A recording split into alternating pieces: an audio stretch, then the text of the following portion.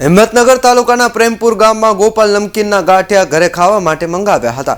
ત્યારે ગાંઠિયાના એક નાની બાળકી અને તેની માતાએ ખાધા। અચાનક ગાંઠિયા ખાધા બાદ બાળકીને ઝાડા અને ઉલટી થઈ હતી, તો બાળકીના પિતાએ તેને સિવિલ હોસ્પિટલ લઈ ગયા અને ગાંઠિયાનું પેકેટ ચેક કર્યું તો અંદરથી મરી ગયેલ ઉંદર નીકળ્યો। બાળકીના પિતા જમીન પટેલે ગોપાલ કંપનીમાં જણાવ્યું તો એમણે કહ્યું, અમારે આવું કોઈ દિવસ થાય જ નહીં તેમ કહીને પોતાના હાથ અદ્ધર કરી દીધા હતા।